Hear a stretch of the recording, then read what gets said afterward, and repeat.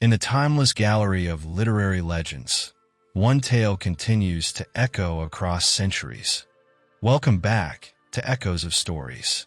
Tonight, the curtain rises once more on Alexandre Dumas' enduring masterpiece, The Count of Monte Cristo. First serialized in 1844, this tale of betrayal, justice, and transformation remains as gripping as ever. Sourced from the public domain, Archives of Project Gutenberg, this version preserves the original brilliance. Let us journey onward. This is The Count of Monte Cristo, Episode 12. When Franz regained his senses, he noticed Albert drinking a glass of water, his pale face showing how badly he needed it. The Count was already changing into his masquerade costume. Looking toward the piazza, Franz saw that the entire scene had transformed. The scaffold, the executioners, and the condemned men had vanished. Only the crowd remained, loud and restless. The bell of Monte Cristo rang joyfully, a sound heard only upon the Pope's death or at the opening of Carnival. Franz struggled to comprehend what had happened. The Count explained calmly that nothing remained except the start of Carnival, urging Franz to dress quickly. Franz admitted the ghastly event felt like a dream. The Count told him it was no more than a nightmare, one that had disturbed him but passed. The condemned man, he added, had simply remained asleep while Franz had awakened, though perhaps the prisoner was the more fortunate. When Franz asked about Peppino, the Count remarked that the young man had wisely taken advantage of the chaos. Unlike others who desired notice, Peppino was glad to slip quietly into the crowd without even thanking the priests. The Count concluded with a bitter reflection that man was an ungrateful creature. He then urged Franz to follow Albert's example in dress. Albert, pulling satin trousers over his black garments and polished boots, confessed he had no desire to join the festivities, though he was glad to have witnessed the scene. He now understood the Count's claim that once a person became accustomed to such spectacles, they alone could stir true emotion. The Count added that at the steps of the scaffold, death stripped away life's disguises, exposing a person's true nature. Andrea's revealed self, he observed, was hideous and vile. With that, he pressed his companions again to put on their costumes. Franz, though shaken, realized it would seem absurd not to follow suit. He dressed and fastened a mask that hardly matched the pallor of his face. Once ready, the three descended together. Their carriage awaited, filled with flowers and sweets. They joined the long procession. The change in atmosphere was astonishing. Where moments earlier silence and death had loomed, the Piazza del Popolo now erupted with laughter and joy. Crowds in masks streamed from doorways and windows, while carriages filled the streets with clowns, harlequins, peasants, and knights. Everywhere people threw flower-filled eggs, confetti, and bouquets, pelting friends and strangers alike with playful chaos. No one took offense, everyone laughed. Franz and Albert moved like men, trying to forget a painful memory through wine, drowning themselves in noise and revelry.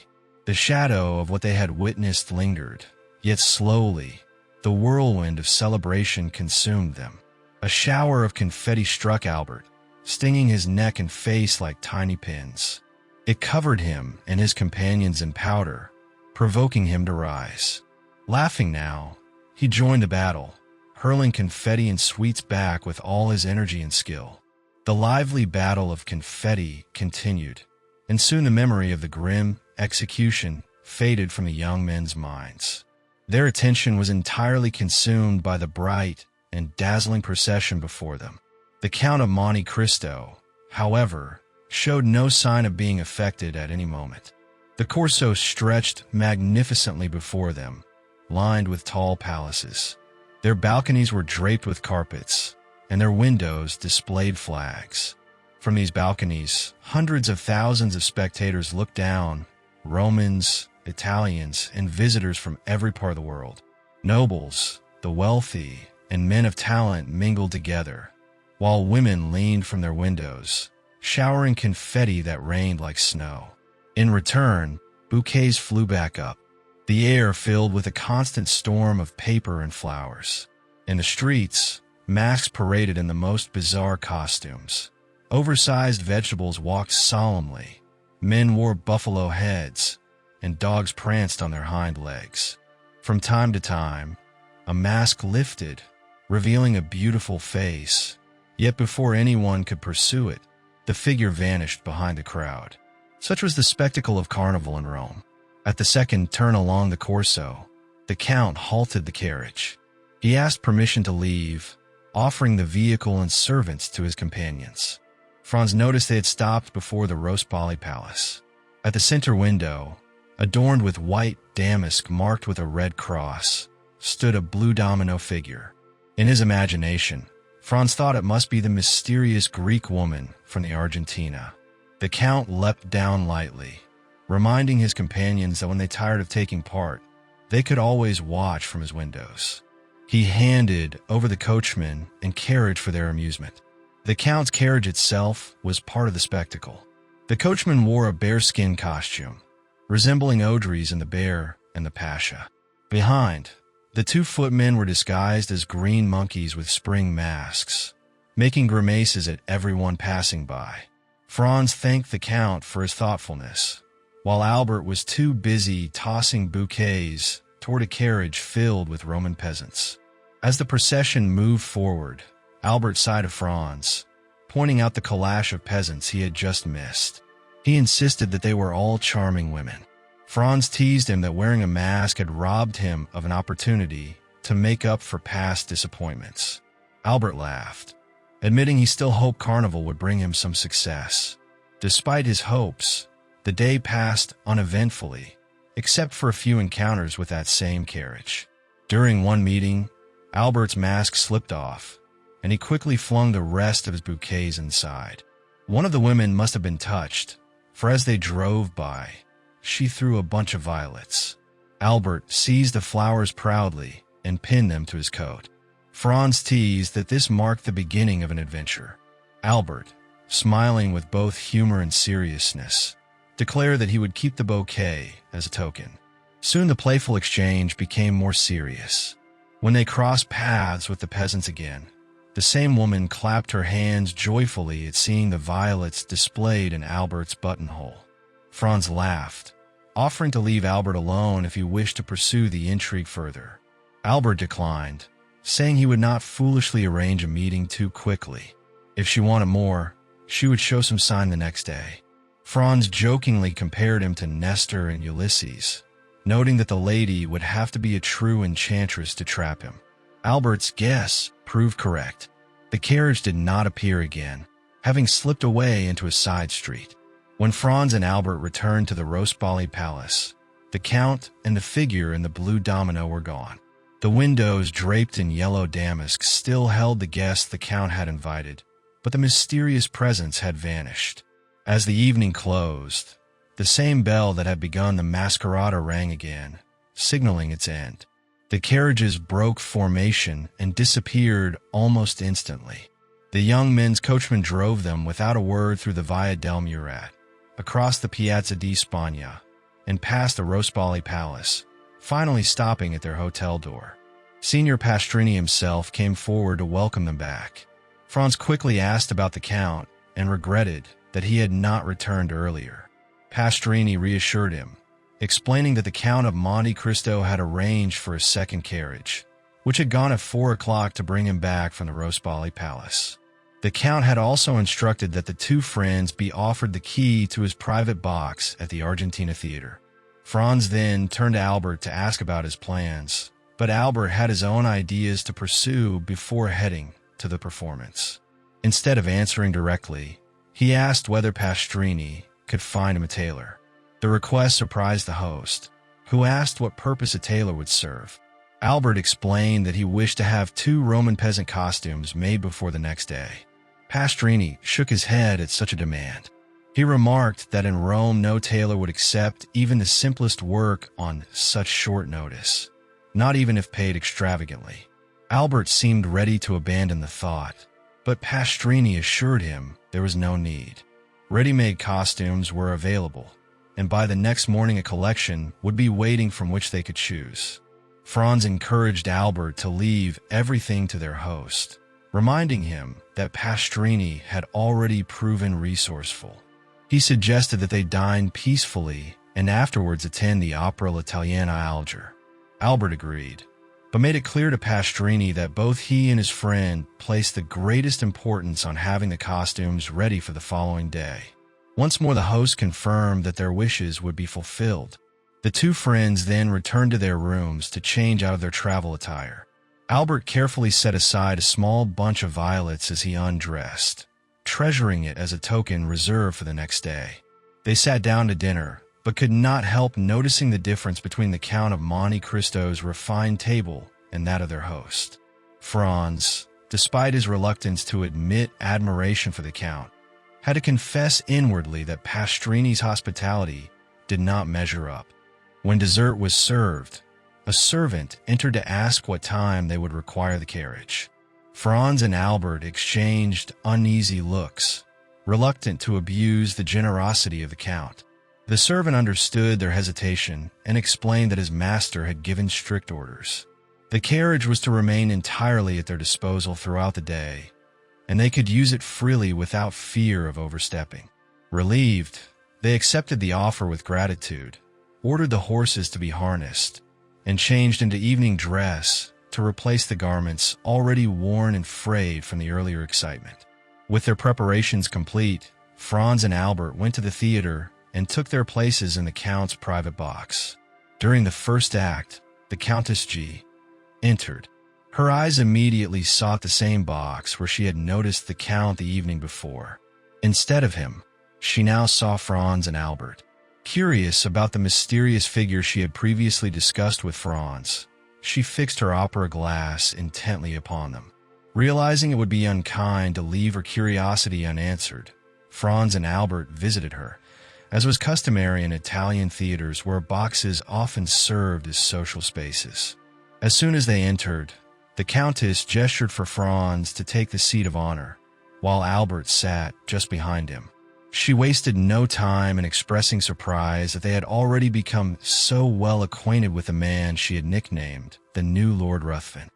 Franz admitted that, though not close friends, they had indeed made full use of the Count's kindness throughout the day.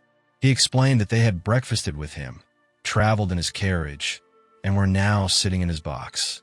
The Countess pressed for more details. She asked if they knew him well, to which Franz replied both yes and no, for their acquaintance was unusual and still incomplete. He explained that the Count had introduced himself to them the previous night through the most ordinary of means, their landlord, Signor Pastrini. She confirmed that he was staying at the Hotel de Londres, and even on the same floor. When asked his name, Franz gave it, the Count of Monte Cristo. She observed that it was no family name, and he explained it came from the island he had purchased, while his title was Tuscan in origin. Being of noble Venetian blood, the Countess found this explanation peculiar, yet pressed on. She wanted to know what kind of man he was. Franz suggested she ask Albert, who assured her that the Count had shown them a level of generosity and courtesy that even a friend of 10 years might not have matched. Smiling, the Countess remarked that the supposed vampire seemed instead to be a wealthy gentleman adopting a dramatic air, perhaps to avoid being mistaken for a financier. She asked if they had seen the beautiful Greek woman spoken of the previous day. They admitted they had not, though they thought they had heard her music. Albert then hinted that she was perhaps the mysterious blue domino figure glimpsed at the Rospoli Palace. The Countess pressed for details, and Albert described the palace's windows, two hung with yellow damask, and one with white damask marked with a red cross, all belonging to the Count. The Countess marveled at the expense, suggesting their worth ran to thousands of Roman crowns. Albert confirmed that the island of Monte Cristo itself yielded him no income, and that he had purchased it purely on a whim. They both agreed he was eccentric, and Albert went so far as to say that if the man lived in Paris, he would be considered half-mad for the way he carried himself. At that moment, another visitor entered the box, and Franz, following custom, gave up his seat. The conversation shifted to other topics, and soon after, Franz and Albert took their leave. About an hour later, the two friends returned quietly to their hotel, reflecting on the strange character who continued to occupy their thoughts. Signor Pastrini had already begun arranging their disguises for the following day, assuring them that everything would meet their expectations. At 9 the next morning, he entered Franz's room, accompanied by a tailor carrying several Roman peasant costumes. Franz and Albert chose 2 identical outfits and instructed the tailor to decorate each of their hats with long, flowing ribbons, while also providing them with the bright silk sashes worn by the people during festival days. Albert could not wait to try on his new attire. He dressed in blue velvet jacket and breeches, silk stockings with clocks, shoes with shining buckles, and a silk waistcoat. The costume suited him perfectly, with the scarf tied at his waist and his hat set at an angle, its ribbons cascading over his shoulder. Franz had to admit how much appearance and costume could add to the impression of beauty and strength. He even reflected that once the Turks had looked majestic in their flowing robes, but now, with short coats and red caps, they seemed awkward and plain. Albert admired himself in the mirror with satisfaction, and Franz did not deny that the effect was striking. It was while they admired these disguises that the Count of Monte Cristo entered. He explained that, though company could be pleasant, complete freedom was sometimes better. For that reason, he would leave his carriage entirely at their disposal for the rest of the carnival. Since he possessed several more, they need not worry about inconveniencing him. The young men attempted to refuse such a generous offer, but they could not find a convincing reason. The Count remained with them for a short time, speaking with ease on literature, art, and even science. His salon revealed his taste for fine paintings, while his words showed an interest in chemistry. Franz and Albert, aware of the humble table of their host Pastrini, admitted that they could not invite the Count to breakfast in return for his kindness. The Count accepted this honesty graciously, while Albert was charmed by his refined manners and breadth of knowledge. The thought of using the Count's carriage especially delighted Albert, for the elegant young women they had seen the night before had arrived in a fine carriage themselves. By early afternoon, Franz and Albert descended, dressed for the festival. Their coachman and footmen, wearing livery over their disguises, looked so comical that the friends could not help but laugh and applaud. Albert wore the faded bouquet of violets at his buttonhole. Soon after, as they turned into the Corso, a fresh bouquet of violets flew from a passing carriage filled with masked harlequins. Albert instantly understood. Just as he and Franz had dressed as peasants, the young women had changed costumes as well. Albert placed the fresh flowers in his buttonhole, but kept the faded ones in hand. When the calash reappeared, he lifted the wilted bouquet to his lips, an action that amused both the lady and her lively companions. The day was as cheerful and bustling as the one before, perhaps even more so. The Count appeared briefly at his window, but soon disappeared. Albert's playful exchange with the fair peasant continued throughout the day. That evening, Franz returned to find a letter from the embassy, granting him the honor of an audience with the Pope. Each time he had visited Rome, he had sought this blessing, and he would not leave without paying his homage to the venerable Gregory XVI, whose virtues inspired both reverence and gratitude. After leaving the Vatican, Franz avoided the noisy streets of the carnival, wishing to preserve the solemn thoughts he carried away. Later, Albert returned in high spirits. The young woman, once more in her peasant's costume, had lifted her mask as she passed, revealing a charming face. Franz congratulated him, and Albert accepted with confidence, certain that she was of noble birth. He planned to write to her the next day.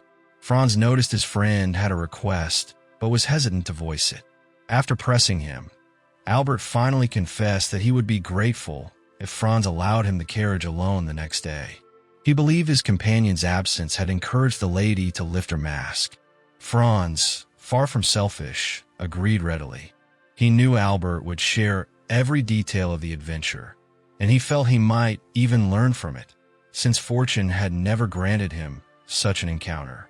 Thus, Franz decided that the next day he would watch the carnival quietly from the windows of the Rospali Palace. The following morning, Franz noticed Albert pacing back and forth, proudly holding an enormous bouquet. It was clear to him that Albert intended the flowers to carry his secret message of love.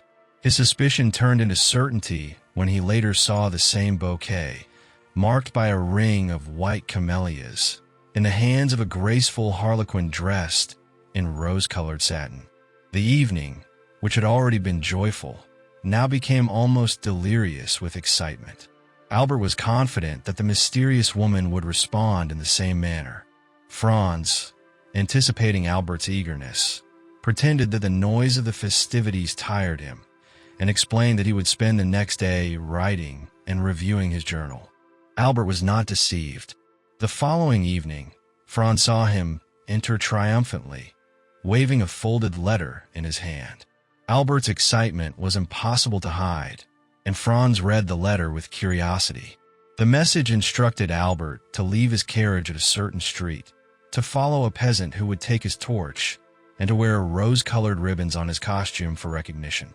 The writer promised that Albert would not see her until that moment, signing the note with the words constancy and discretion. Albert was certain this was the beginning of something wonderful, while Franz observed with cautious amusement. They had both received an invitation to a grand ball hosted by a Roman banker, and Franz warned Albert that all of Rome's nobility would be present. If his mysterious admirer belonged to high society, she would surely be there. Albert, however, remained confident, pointing out the elegance of her writing and flawless grammar, far beyond the reach of the uneducated lower classes. Franz could only remark that Albert seemed born for good fortune, though he admitted the whole adventure alarmed him. Albert's passion was growing quickly. He declared that if his unknown admirer proved as kind as she was beautiful, he would remain in Rome for at least 6 weeks, claiming a deep love for the city and even for archaeology. Franz teased him that at this rate he might soon earn a place among scholars. But before Albert could argue, dinner was announced. His appetite remained untouched by love, and he joined Franz at the table with enthusiasm. Later that evening, they were surprised by the arrival of the Count of Monte Cristo. The Count had been absent for 2 days, having traveled on urgent business to Civitavecchia. Now returned, he appeared perfectly charming, avoiding any subjects that might stir uneasy feelings. To Franz, the Count remained a mystery.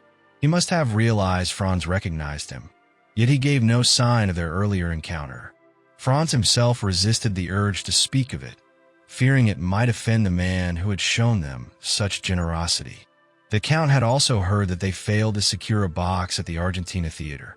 As a solution, he offered them the key to his own, explaining that he would be at the Palais Theater instead.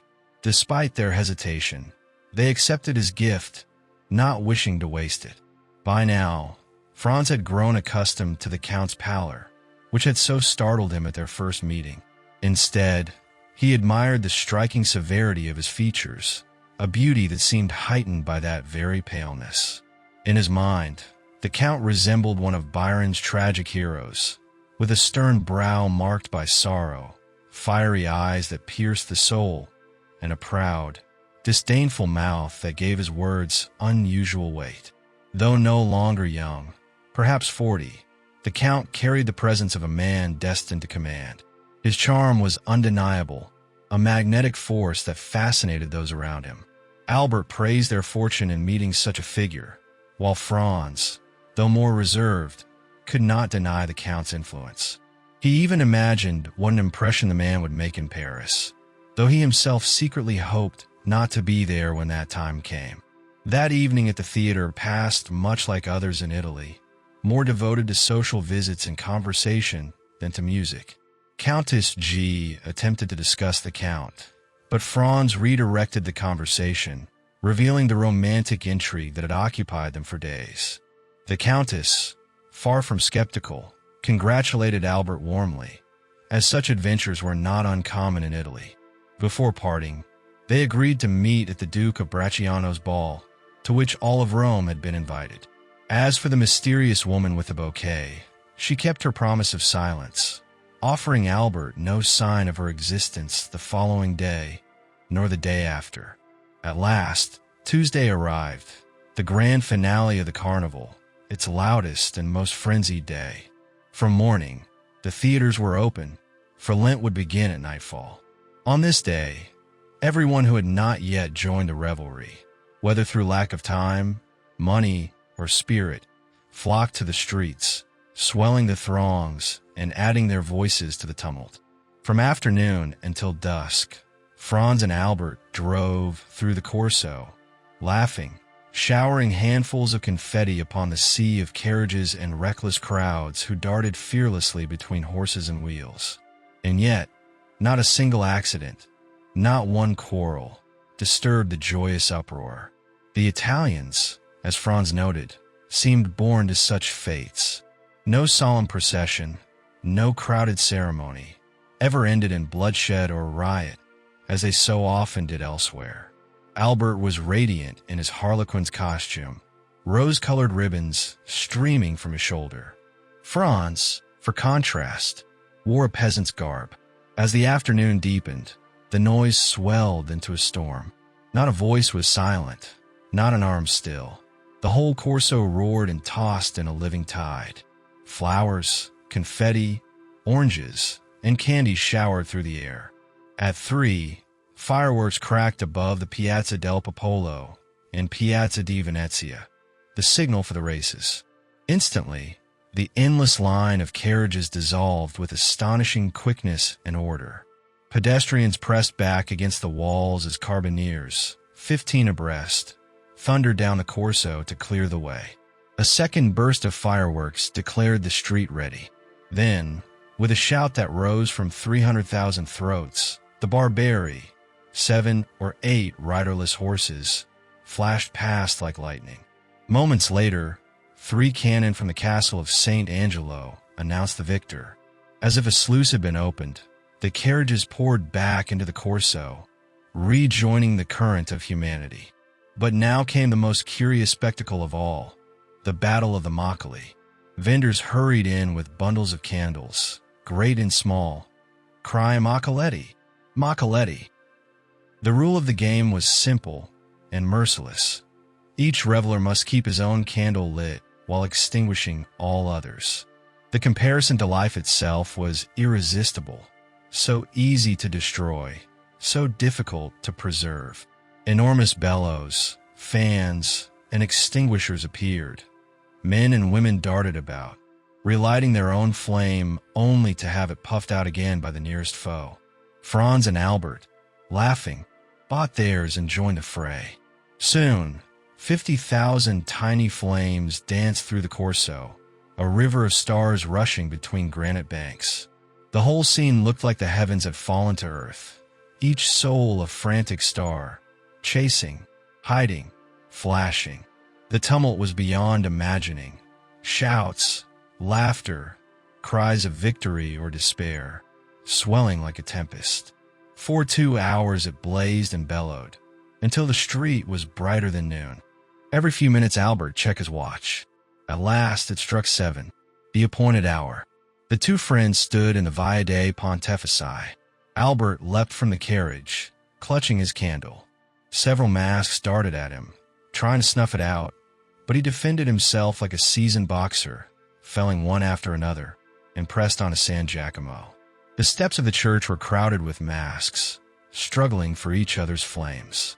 Franz kept Albert in sight as he mounted the first step. Suddenly, a figure appeared, a woman in the familiar garb of a Roman peasant. She seized his candle, and this time Albert did not resist.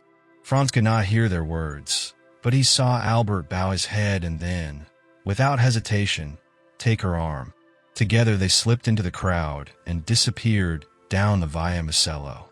Franz strained his eyes, but soon they were lost among the masks. At that very moment, the great bell tolled, the carnival's end. Instantly, as if a mighty breath had swept through Rome, every light was extinguished. The Corso was plunged into darkness. Only the distant rattle of carriages and a few pale window lamps remained. The carnival was over. Franz had perhaps never felt such a sudden change of emotions in his life. Just moments before, joy surrounded him, and now an unexpected sadness weighed on his heart. Rome itself seemed transformed, as if under the spell of some dark spirit. The entire city had become one vast tomb. The moon, already waning, did not rise until 11, so the streets Franz crossed remained shrouded in heavy darkness. The distance was short, and in just 10 minutes, the carriage, belonging to the Count but used by Franz, halted in front of the Hotel de Londres. Dinner was ready, yet since Albert had said he would not return so soon, Franz sat down alone. Their host, Signor Pastrini, surprised not to see the two friends together, asked about Albert's absence. Franz simply replied that Albert had accepted an invitation the previous evening. The sudden extinction of the festival lights, the darkness that replaced them, and the silence following all the noise left Franz with a quiet unease. He ate little, despite Pastrini's repeated visits to see if he needed anything. Franz resolved to wait as long as possible for his friend. He ordered a carriage for 11 and told Pastrini to notify him immediately if Albert returned. Yet when 11 arrived, Albert had not come back. Franz dressed, told his host he would spend the night at the Duke of Bracciano's, and left. The Bracciano household, celebrated throughout Europe for its elegance, welcomed him warmly. The Duchess, heir to the Colonna family, hosted with perfect grace. Franz and Albert both carried letters of introduction, and when Franz entered, the host quickly asked about his traveling companion. He explained how he had lost Albert in the crowd at the end of the carnival. The Duke frowned, remarking how dangerous the streets could be on such a night. The Countess disagreed, calling it a beautiful evening for those inside. Yet the Duke reminded her he spoke of those wandering the city. Franz admitted Albert had gone off with an unknown companion and had not been seen since. Questions rose. Was he armed? Where had he gone? Was it safe? Franz confessed Albert was only in masquerade costume. The Duke advised caution, pointing out the Tiber ran close by. The unease in their voices matched the very worry Franz carried in his own heart. Just then a servant approached. He explained that the master of the Hotel de Londres had sent word. A man was waiting for Franz with a letter from Viscount Albert de Morcerf. Surprised, Franz demanded details. The messenger had left after handing the letter to the hotel, without further explanation. The Countess urged Franz to hurry, fearing some accident. He promised to be careful and departed at once. The Palazzo Bracciano stood only 10 minutes from the hotel, so he walked quickly. Nearing the entrance, Franz saw a cloaked man in the street and instantly believed this must be Albert's messenger. But to his astonishment, the stranger spoke first, asking what Franz wanted of him, stepping back cautiously. Franz questioned if he had brought a letter from Albert. The man confirmed, but pressed Franz to confirm his lodging and his name. When Franz identified himself as Baron Franz d'Epinay, the man handed him the letter, stating it was indeed addressed to him. Franz asked if Albert expected a reply, and the messenger answered yes. Inviting the man upstairs, Franz offered to write it immediately, but the stranger refused, insisting he would wait outside. He even hinted that Franz would understand why, once the letter was read. Assured he would remain there, Franz took the letter in hand. Franz entered the hotel and immediately encountered Signor Pastrini on the staircase. The innkeeper's expression betrayed concern, and Franz felt a surge of curiosity about the message he had received from his friend. Pastrini questioned him briefly about the man who had sought him, and Franz confirmed that he had met the messenger and received a letter. He requested that candles be lit in his apartment before opening the note. A servant led the way with a light, and Franz, still uneasy from Pastrini's anxious demeanor, hurried to the waxlight and unfolded Albert's letter. His eyes scanned the lines repeatedly, struggling to grasp the gravity of the instructions. The letter instructed Franz to retrieve a letter of credit from the secrétaire, supplement it if necessary, and immediately deliver 4,000 piastres to Torlonia on Albert's behalf. The urgency of the request was clear, and a postscript added a chilling warning, confirming the existence of Luigi Vampa and the threat to Albert's life. Realization struck Franz. The messenger's hesitation to enter the apartment now made sense. Albert had fallen into the hands of the infamous bandit leader. Wasting no time, Franz opened the secrétaire, located the pocketbook, and counted the funds. 6,000 piastres were present, though Albert had already spent half. Franz himself carried only a modest sum, leaving a shortfall of roughly 800 piastres. Considering the circumstances, he resolved to seek Signor Torlonia's assistance. Then, a sudden thought of the Count of Monte Cristo occurred to him. Franz sought out Signor Pastrini and inquired about the Count's presence. Finding him returned and awake, he requested an audience. Soon, Franz was led to a small, divan-lined room where the Count greeted him warmly, curious about his unexpected visit. Franz handed over Albert's letter, and the Count examined its contents with careful attention. The postscript alarmed them both, emphasizing the immediacy of the danger and the necessity of swift action.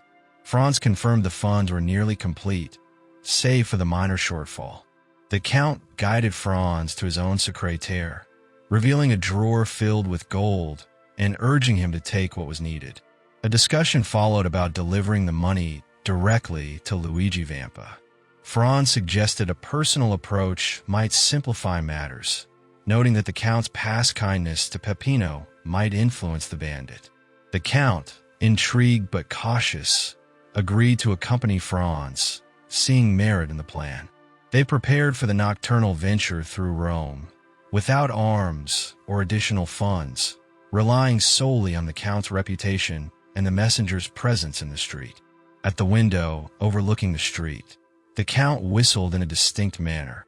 The messenger promptly advanced from his post, responding swiftly and obediently to the signal. Within seconds, he was at the door of the room, ready to act upon the Count's instructions and carry out the urgent mission. The Count greeted Peppino warmly, though Peppino responded not with words, but by falling to his knees and clasping the Count's hand with fervent gratitude. He covered it with kisses, his devotion and thankfulness evident. The Count noted the intensity of Peppino's memory, remarking on the brevity of time since his life had been saved, yet Peppino swore never to forget. Franz observed the interaction, reassured by the Count's explanation that Peppino could speak freely in his presence as a friend. Peppino then recounted the events leading to the capture of Viscount Albert. The Frenchman's carriage had repeatedly passed by Teresa's, the chief's mistress, under Luigi Vampa's supervision. The bandit leader himself had disguised as the coachman, and a planned rendezvous had been cleverly executed. A young boy, Beppo, had deceived the Frenchman outside the city walls, leading him into a trap where armed men swiftly overpowered him, and he was brought to Teresa and Luigi in the catacombs of Saint Sebastian. The Count, listening intently, turned to Franz and commented on the plausibility of the story, noting its mix of danger and cunning. Franz admitted that the tale would have seemed amusing under any other circumstances, yet for poor Albert, it was cause for serious concern. The Count reassured him that Albert's alarm would be the only real harm, thanks to their timely intervention. Plans to rescue Albert were quickly formed. The Count asked if Franz knew the catacombs of Saint Sebastian, and though Franz had never been there, he welcomed the opportunity to see them. A carriage was prepared, with the Count explaining his whimsical habit of traveling at all hours, day or night. A footman was summoned to ready the carriage and remove pistols from their holsters, while the Count ensured the journey could proceed swiftly without waking the coachman. Soon, the sound of wheels announced the carriage at the door. The Count consulted his watch and decided that a swift departure was necessary to prevent Albert from enduring a sleepless night in captivity. He confirmed Franz's resolve to accompany him, and upon receiving his agreement, they prepared to set out immediately, determined to rescue their friend from the perilous grasp of Luigi Vampa and his band. Franz and the Count descended the hotel stairs, accompanied by Peppino, and found the carriage waiting at the door. Ollie, the silent slave from the grotto of Monte Cristo, sat confidently on the box. Franz and the Count took their seats inside the carriage, while Peppino joined Ollie. The carriage set off quickly, following a precise route through Rome, crossing the Campo Vaccino, ascending the Strada San Gregorio, and arriving at the gates of St. Sebastian. A brief objection from the porter was swiftly resolved when the Count presented a permit from the governor, and the gate was raised without delay. The carriage now proceeded along the ancient Appian Way, flanked by tombs that emerged in the moonlight. Franz, guided by the dim glow, imagined sentinels appearing among the ruins, only to vanish at a signal from Peppino. Near the Baths of Caracalla, the carriage halted. Peppino took a torch and moved ahead along a narrow path across the uneven campagna, disappearing among the tall red grass that seemed like a lion's bristling mane. The Count urged Franz to follow, and together they advanced along the winding path to a small valley, where two figures conversed in the shadows. Peppino and the bandit on guard recognized the Count and Franz immediately. The Count proceeded confidently, guided by Peppino, through a crevice behind a pile of rocks. The passage gradually widened, though they still had to stoop while moving side by side. After about 150 paces, a sentinel challenged them, but Peppino quickly reassured him in low tones, and they were allowed to pass. A staircase led them down into the catacombs, where 5 corridors radiated like the rays of a star. Niches carved into the walls, stacked one above another, confirmed that they had reached the bandits' subterranean lair. Ahead, a reddish light glimmered along the wall as Peppino extinguished his torch. Moving silently, Franz followed the Count, guided expertly through the darkness. 3 arcades appeared, with the middle one serving as a doorway into a large square chamber lined with niches. In the center were 4 stones forming a former altar, faintly illuminated by a lamp at the base of a pillar. Shadows revealed Luigi Vampa seated, engrossed in a book, while around him, 20 or more bandits rested, mantles draped about them, carbines within easy reach. A lone sentinel patrolled a nearby grotto, barely visible in the deeper darkness. The Count motioned Franz to remain silent and ascended 3 steps into the chamber through the middle arcade. He approached Vampa, who was so absorbed in his reading that he did not notice the footsteps. The sentinel, however, spotted the movement and called out. Instantly, Vampa rose, pistol in hand, and all the bandits sprang to their feet, carbines aimed. The Count, perfectly calm and composed, addressed the bandit chief with unshaken poise, remarking on the ceremonious reception he received from his old acquaintance. In the dimly lit chamber, the bandit chief signaled for all weapons to be lowered, removing his hat with a gesture of respect toward the distinguished visitor whose arrival had so unexpectedly disrupted the usual order. He admitted that he had not anticipated such an honor and had not recognized the man before him. The visitor, known for his composed authority, noted that the chief's memory seemed selective, not only failing to recall faces, but also forgetting prior agreements. The chief, with evident concern, inquired which promises had been neglected, while the visitor reminded him that an understanding had been reached ensuring the safety of both himself and his associates. That evening, however, the young Viscount Albert de Morcerf had been forcibly taken and transported, a fact that caused visible unease, highlighting the seriousness of the breach and the Count's protective attachment to his friend. The chief, realizing the gravity of the situation, acknowledged the error and expressed frustration at the miscommunication among his men, recognizing that none had known the young man's important connections. The narrative then followed the chief as he personally escorted the Count and Franz to the place where Albert had been confined, moving through the dark corridors with deliberate caution. At the entrance to Albert's temporary prison, The Count and Franz observed the young man wrapped in a cloak, resting in deep slumber, unaware of the danger he had faced. The Count's presence ensured Albert's safe awakening, and the young man responded with cheerful composure, completely unfazed by the peril from which he had been rescued. Through careful explanation and observation, it became clear that Albert owed his freedom not to the payment of ransom, but to the intervention of a person whose authority and influence were absolute, demonstrating both gratitude and amazement at the Count's decisive action.